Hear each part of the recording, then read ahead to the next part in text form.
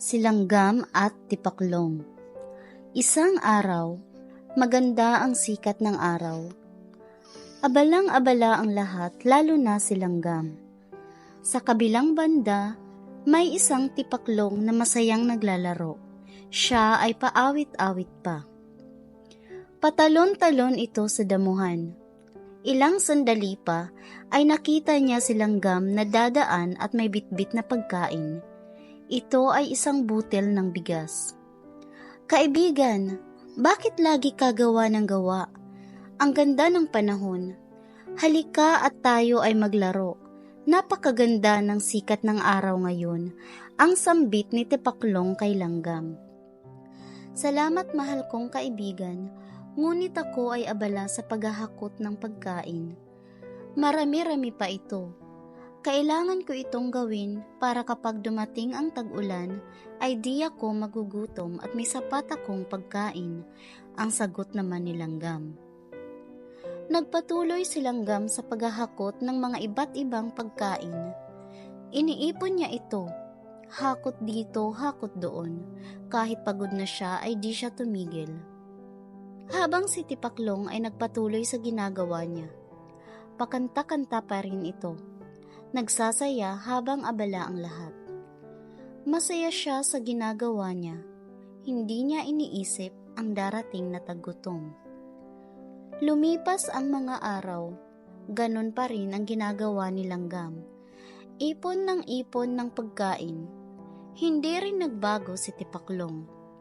Palaro-laro ito sa damuhan, lundag ng lundag, sayaw ng sayaw. Hindi niya pinapakinggan si Langgam. Ilang buwan pa ang lumipas at dumating din ang tag-ulan. Malakas ang hangin, malakas ang ulan, kidlat at kulog. Maraming nasirang halaman at puno. Inanod ito ng baha.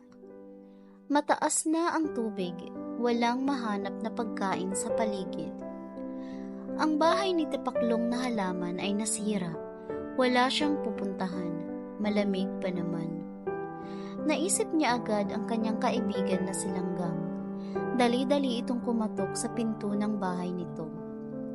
Kaibigang Langgam, papasukin mo ako. Ako ay gutom na gutom at walang masisilungan.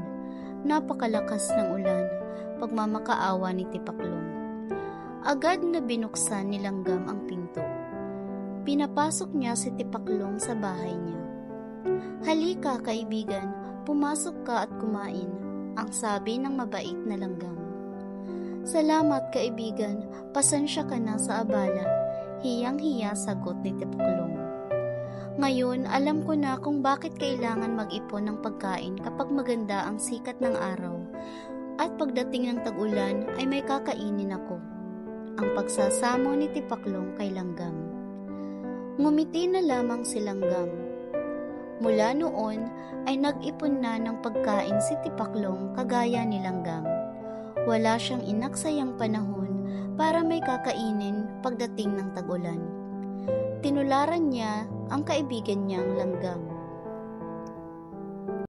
Salamat sa pakikinig. Hanggang sa muli.